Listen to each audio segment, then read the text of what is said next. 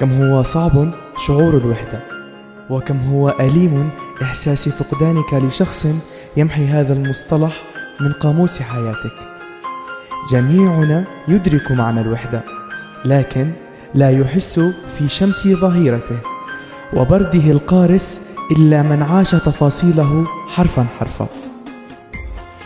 أنا كنت إنسانا وحيدا أخاف الاقتراب من أحد، لا أعطي أي فرصة لأي علاقة مهما كان نوعها، ظنا مني أني بذلك أحمي نفسي. كانت قناعتي باكتفائي بنفسي كبيرة، وإجزامي بأنه لا يوجد على هذه الأرض من يستحق أكبر، وأن تكون وحيدا تشارك فرحتك وحزنك لنفسك هو أفضل ما يمكن. وفي يوم غير اعتيادي أتى من كسر كل قناعاتي وأزال قناع الكبرياء عني. خرقت بسمته حواجز قلبي وأطربني صوته. كانت عيناي تنظر إليه وكأنها تنظر من خلاله. وقفت عاجزا أمام نفسي أحاول منعها من الاقتراب إليه.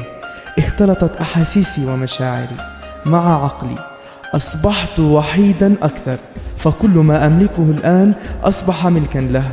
اتفق قلبي وعقلي معه علي. ظننت أنني حائر، لكن ما اتضح لي أني في بحر المحبة غارق، وأنه لا محال فأنا هالك هالك.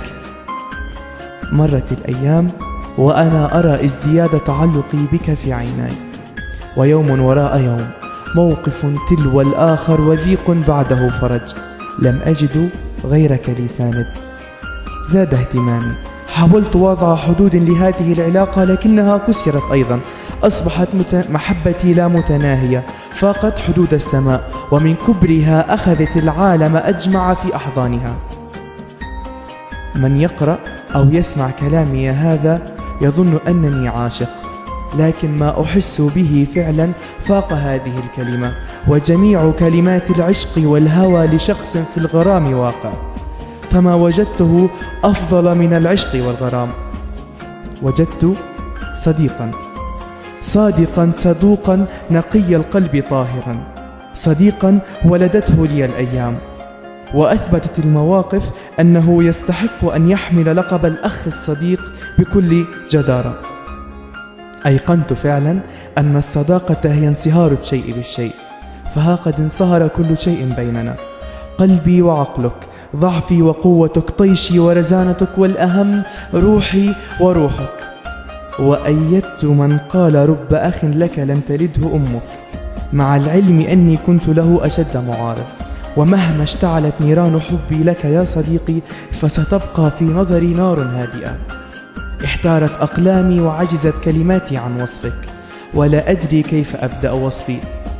فالألف إخلاص طوال العمر باق، والحاء حب في الله دائم، والميم من بسمتك وجدت أجمل المعالم، والدال دمع سال من عيناي ولم يجد غير كفيك له حاضن. وفي ختامي إن الله على ما في قلبي شاهد. عبد الرحمن شوكت صلاح.